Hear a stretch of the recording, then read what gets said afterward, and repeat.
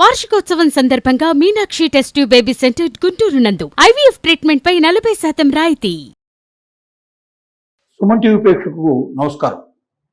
నేను మీ అనలిస్టు మందరి కృష్ణారెడ్డిని మాట్లాడుతున్నాను. మన ప్రధానమంత్రి మోడీ గారు గత 2 మాసాల క్రితం హైదరాబాద్ నుండి ఒక ప్రకటన చేశారు. దేశం ఆర్థిక సమస్యలతో ఉన్న ఈ సందర్భంలో బంగారాన్ని దిగుమతి చేసుకోకండి, బంగారు కొనుగోళ్లను కొంచెం తగ్గించండి అని ఇంకా చాలా విషయాలు చెప్పారు. విదేశీ ప్రయాణాలు చేయకూడదని, అలాగే ఇంధనాన్ని కూడా తగ్గించుకోమని. దేశం యుద్ధ సమయం లోపల ఆర్థిక మాంద్యాన్ని ఎదుర్కొనే పరిస్థితులు ఏర్పడినప్పుడు ప్రజలు కొంచెం త్యాగాలకు సిద్ధపడితే దేశం ఆర్థికంగా నిలదొక్కుంటుంది అని చెప్పి ఆయన ఉద్బోధించారు. దీనిలో ముఖ్యమైన ఉద్దేశం ఏంటంటే ఆయన ఉద్దేశం చాలామందికి సరిగ్గా అర్థం కాలేదు. గోల్డ్ దిగుమతిని తగ్గించమన్నారు. గోల్డ్ కొన్న కన్నా పాత బంగారాన్ని మార్పిడి చేసుకోవడం కానీ, పాత బంగారాన్ని అమ్మేసేసి కొత్త బంగారాన్ని నగల రూపంలో కొనుక్కోవడం కానీ చేసుకుంటే తప్పు లేదు. తద్వారా ఏమవుతుందంటే ఇతర దేశాల నుంచి దిగుమతి చేసుకున్నప్పుడు మనం విదేశీ మార్గద్రవ్యాన్ని చెల్లించాల్సి వస్తుంది.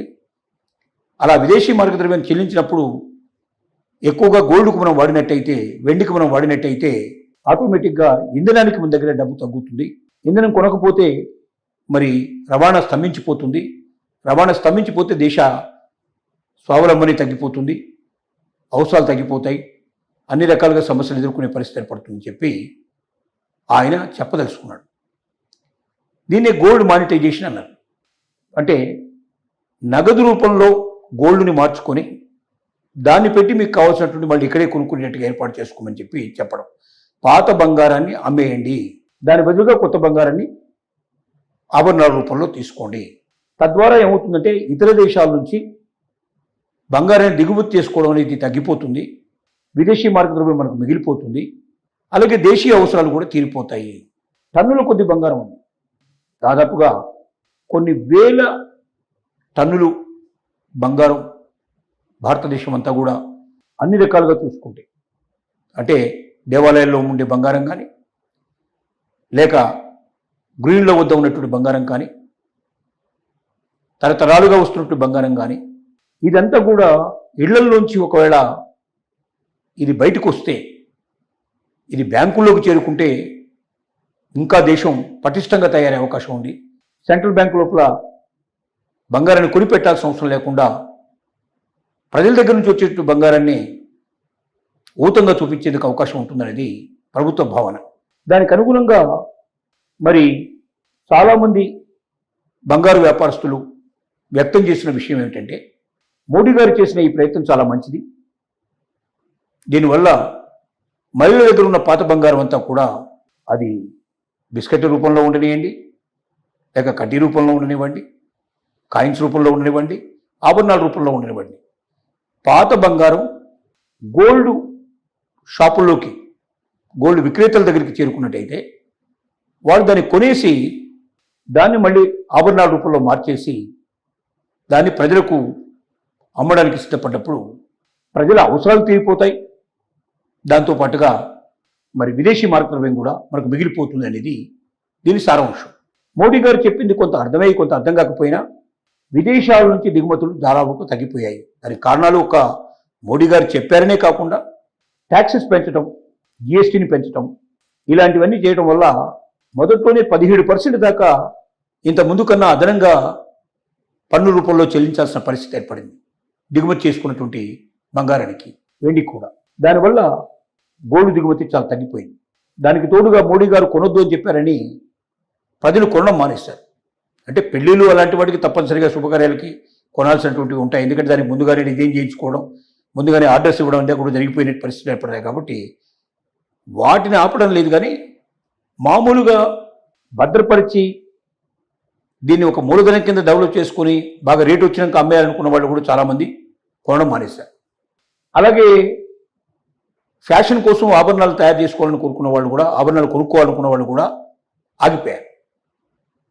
దీనివల్ల దేశం లోపల బంగారం దిగుమతులు బాగా తగ్గిపోయి పాత బంగారం అంతా కూడా బయటకు వచ్చి 50 టన్నుల బంగారం సుమారుగా పాత బంగారాన్ని 2 మాసాల్లో అమ్మేయడం కానీ ఎక్స్చేంజ్ చేసుకోవడం, నగలు ఎక్స్చేంజ్ కానీ ఉపయోగించుకున్నారు.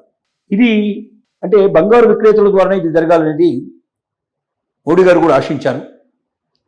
కాబట్టి బంగారు కంపెనీలు ఏవైతే ఉన్నాయో, బంగారం కొని అమ్మేటువంటి కంపెనీలు ఏవైతే ఉన్నాయో, ఆభరణాలు తయారు చేసి అమ్మేటువంటి కంపెనీలు ఏవి ఉన్నాయో, ఈ పాత బంగారాన్ని కొని వాటి బంగారం అంతా కరిగించి దాన్ని మళ్ళీ తిరిగి కొత్త ఆభరణాల కింద మార్చారు.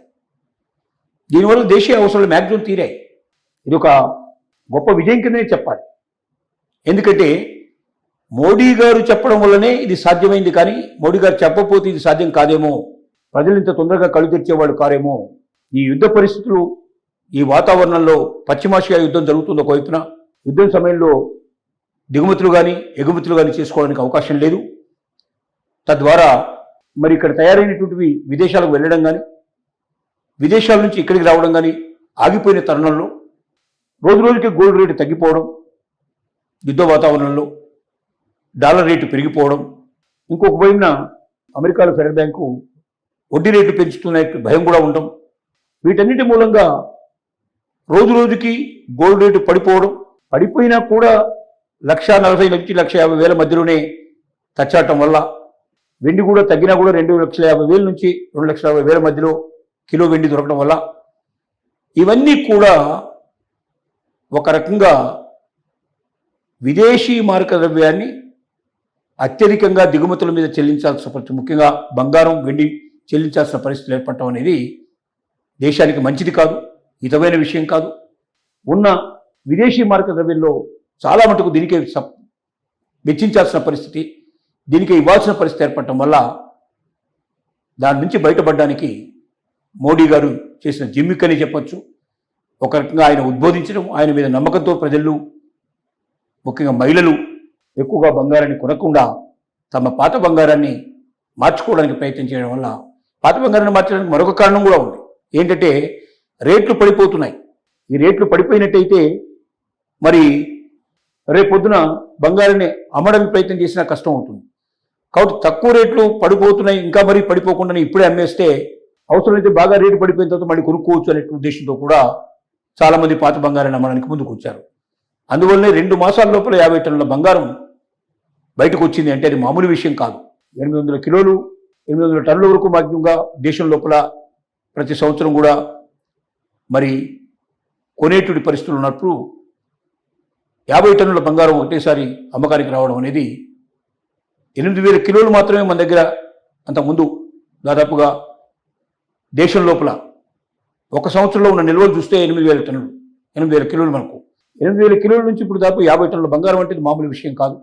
అంత పెద్ద ఎత్తున ప్రజలు ఎక్స్చేంజ్ చేసుకున్నారంటే ఎంత బంగారం ఇళ్లలో దాగుందో దీన్ని బట్టి మనకు అర్థమవుతుంది.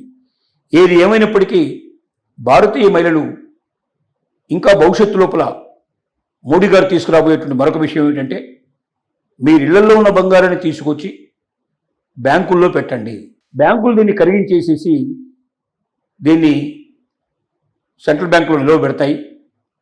తద్వారా మనం బంగారాన్ని కొని దాచుకోవాల్సిన అవసరం ప్రభుత్వానికి లేకుండా, బంగారాన్ని మీరు బ్యాంకుల్లో పెడితే ఆ బ్యాంకుల్లో పెట్టిన బంగారాన్ని కరిగించేసి దాన్ని మీరు ఎప్పుడు కోరుకుంటే అప్పుడు మళ్ళీ తిరిగి మీ బంగారాన్ని మీకు ఒరిజినల్గా బిస్కెట్ రూపంలో కానీ, కాయిన్స్ రూపంలో కానీ, కడ్డీ రూపంలో కానీ ఇస్తారు. దాంతోపాటుగా మీకు ప్రతి నెల కూడా వడ్డీ చెల్లింపులు చేస్తారు. అంటే బ్యాంకులో మీరు డబ్బు దాచుకుంటే ఎట్లాగైతే వడ్డీ ఇస్తారో అలాగే గోల్డ్ దాచుకుంటే కూడా మీకు వడ్డీ వస్తుంది. దాంతోపాటుగా కొంత మేరకు బంగారాన్ని రిలాక్స్ చేసి మీరు ఎక్కడి నుంచి కొన్నారు, ఎప్పుడు కొన్నారు, ఎలా వచ్చిందని అడగకుండా దాన్ని మీకు ఒక ఎసెట్ రూపంలో మారేటట్టుగా చేసే అవకాశాలు కూడా ఉన్నాయి. ఇలాంటి ఆలోచనతో కూడా మోడీ గారు త్వరలోనే రాబోతున్నారు. ఆ స్కీము భారతదేశంలో గొప్ప మార్పుకు దోహదం చేస్తుంది. మన దగ్గర బంగారు నిల్వలు ఎంత పెరిగితే మనకు అన్ని రకాల లాభాలు, విదేశీ మార్గద్రవ్యం పెరగడం, దేశీయంగా మనం డబ్బుని ముద్రించుకోవడానికి కూడా ఒక అవకాశం ఏర్పడుతుంది, ద్రవ్యోల్బణం తగ్గడానికి కూడా అవకాశం ఏర్పడుతుంది. అన్ని రకాలుగా దేశానికి మేలు జరుగుతుందని మాత్రం చెప్పక తప్పదు.